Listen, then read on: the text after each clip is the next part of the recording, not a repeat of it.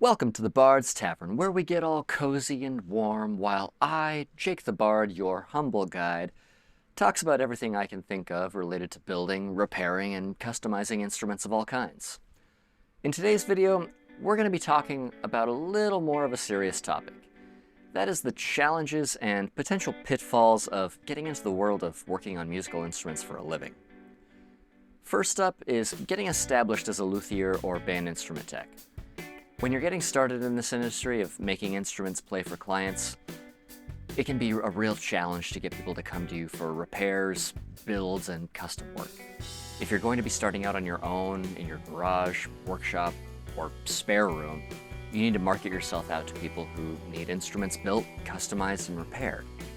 If you have no portfolio to show off your skills, certifications, or projects, then convincing someone to let you take on the work they need will be a bit of an uphill battle. The potential clients will have to be willing to take a chance on you, which will also mean potentially spending time and money for no finished project or a finished product that disappoints their expectations. And it doesn't matter how much of a smooth talker you are. People are oftentimes very protective of the instruments they cherish, and they want to have assurances that their beloved instruments, or instruments to be, will be well cared for. The best way, in my opinion, to get a portfolio started if you're going to be learning on your own is to pick up instruments anywhere you can for as little money as you can.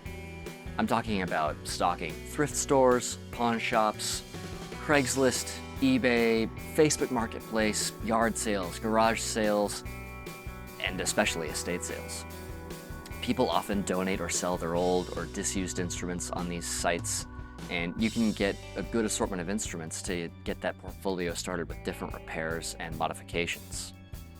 Another thing to keep in mind once you get to the point where you're comfortable getting instruments up to good playing condition is to take some of the better quality instruments you buy and repair and sell them on various marketplaces like the ones that I mentioned before, like eBay, Facebook, Craigslist. That can help fuel your need for more instruments to repair and ideally put more money in your pocket. Another thing you can do specifically in the world of fretted instrument building and repairing is pick up some kits to build. Guitar kits are a really great option because you often don't need the big ticket saws and planes and chisels and other tools that you would need if you were making a fretted instrument from scratch. You can learn about preparing a fretboard, shaping a headstock, painting or staining a body, and wiring pickups and controls, all with inexpensive kit guitars that already have the neck and body shaped in whichever popular guitar style you like. Do you love the Gibson Explorer but you don't like any of the finish options or pickup options that are offered from Gibson themselves? Well, make your own with a kit. You'll have exactly the style you want, in exactly the finish you want, and with exactly the electronics you want, at a price that will be so much less than the real Gibson Explorer. And you'll get to learn a ton about what goes into building guitars from scratch. There are also a bunch of different levels of kit guitars.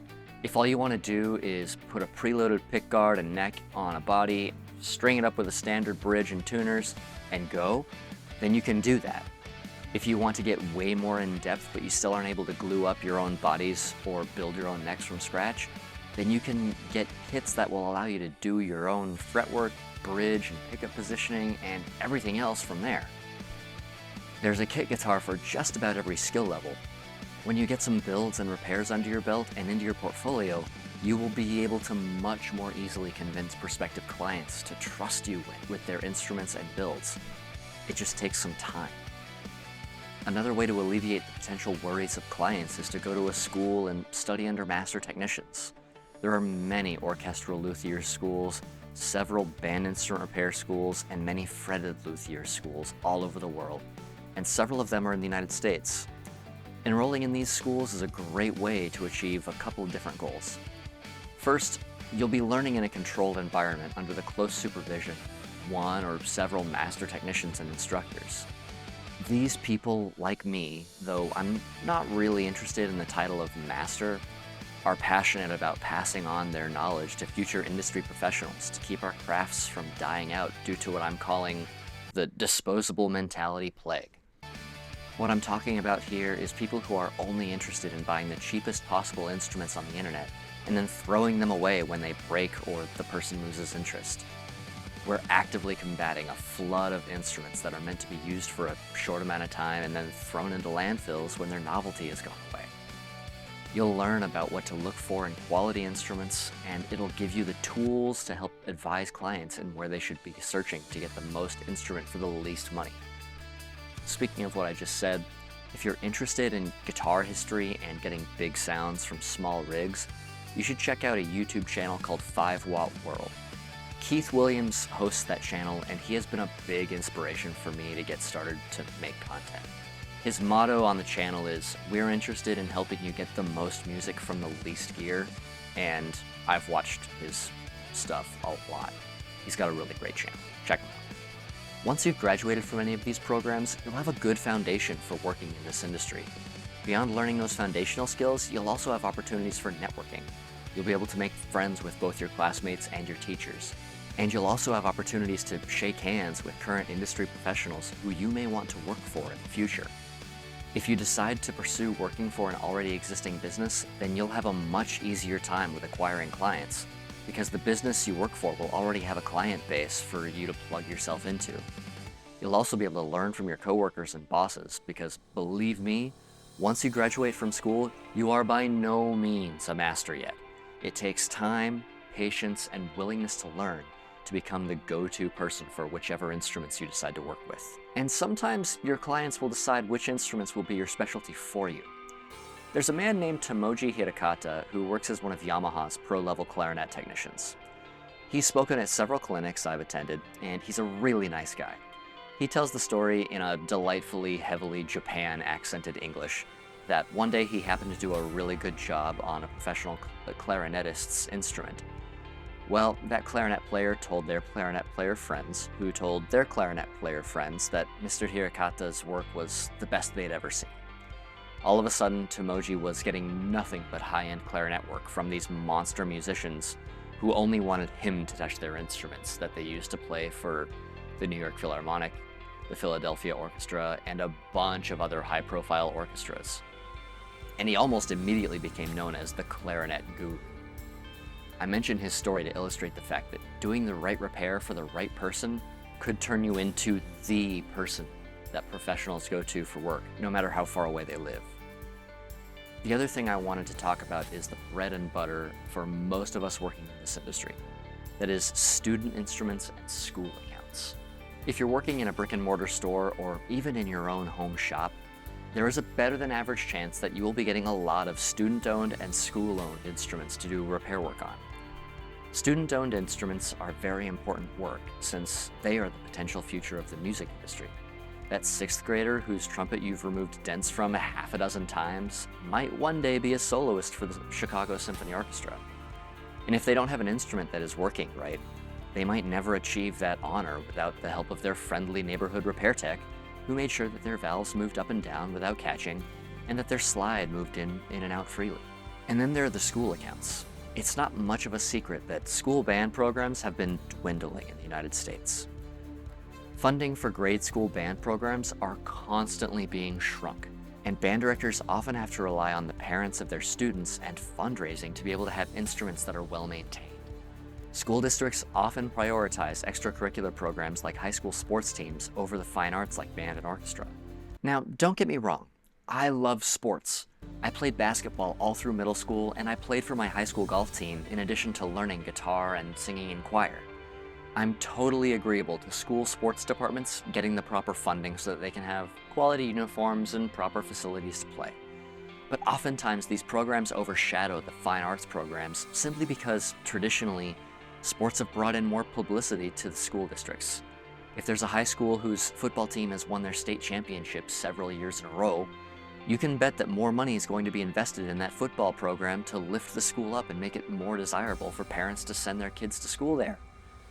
What I'm advocating for is that fine arts programs get the same level of publicity that the sports programs receive.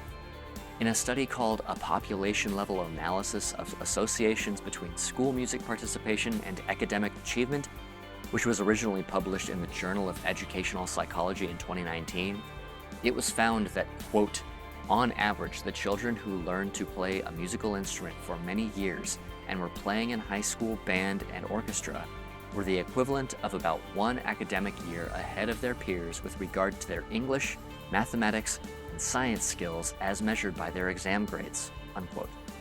I'll post a link to the study in the pinned comment. And if you want to get a little more pop culture with it, Adam Savage, who, if you don't already know, was one of the hosts of the amazing Discovery Channel show Mythbusters, said in an interview with the Tampa Bay Times in 2015, quote, "If you want the kids' test scores up, bring back band, bring back shop, and get kids actually learning stuff instead of teaching them how to take a test. Because you need art in there to complete an education," unquote. Once again, I love me some sports.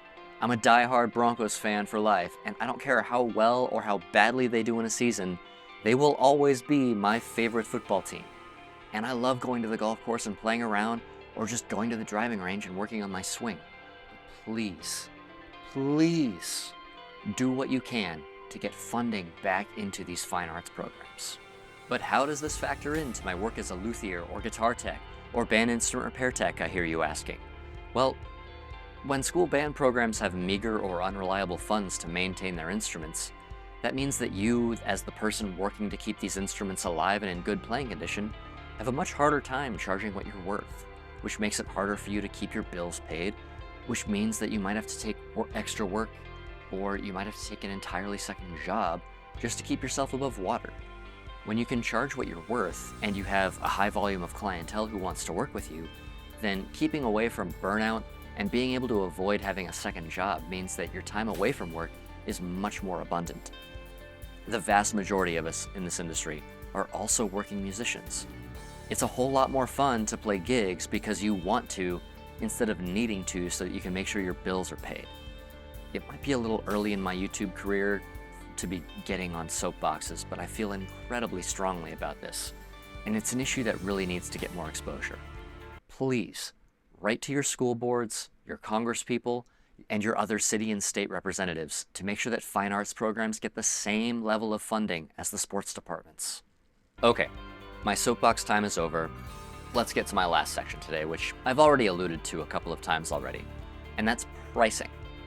For this video, I'm not going to throw out any specific dollar amounts, because prices of supplies often change, and a person's overhead and other expenses in one town might be wildly different than a person in another town. I've already touched on charging what you're worth, and that's something that can sometimes be a struggle for a variety of reasons. Some of which I mentioned when I was talking about school funding.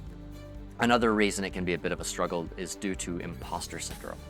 If you are incredibly self-critical of your work, then you might be less inclined to charge what you should just because you don't feel like you are experienced enough to charge toe-to-toe with other techs in your area. Or maybe you're having trouble with client acquisition, so you decide to undercut the competition you may have in your area so that people will be more enticed to come to you. Undercutting is a quick way to get clients, but at the cost of your profits. Sure, you can argue that you can make up for it in volume, if in fact you are getting that volume, but it's an unsustainable model which will bite you in the tail down the road. It turns into a vicious cycle where one year you undercut your competition, and the next year they undercut you, and then another business undercuts the both of you the next year. It becomes a cat and mouse game of who can charge the least for the most volume of work, and it does nothing but drive everyone involved into making small, if any, profit. I've seen it completely destroy local repair shops, and it's not pretty. Competition is a wonderful thing, but instead of cheapening your work by charging less than you should be pursuing ways to make your work stand out by increasing your skills and providing higher quality services and finished products than your competition. And when they introduce some new service or repair or building technique, you should be learning how you can do it better or faster, or figure out a method that negates it entirely. When you look at competition as a way to increase your skills and become more marketable, then you are able to maintain increasingly high quality work with an equitable price tag year after year. And that is when magical things like being able to work on and build instruments for the musicians that populate your favorite playlist becomes more possible. I hope this video has been helpful to you. I wanted to cover some of the more serious topics early on so that we can move forward to more of what makes repairing, customizing, and building musical instruments one of the coolest hobbies and careers in the world. As always, I'd love it if you put any questions or topics you'd like me to cover in the comments. I'll have a companion article, my merch store, and the study I mentioned linked in the pinned comment. The easiest way to support the channel is to like and subscribe, because I'm told that's how YouTube likes to determine if what I'm presenting is worth listening to, and it's free. I hope y'all have a wonderful day, and as always, I've been Jake the Bard. Now, go fix something.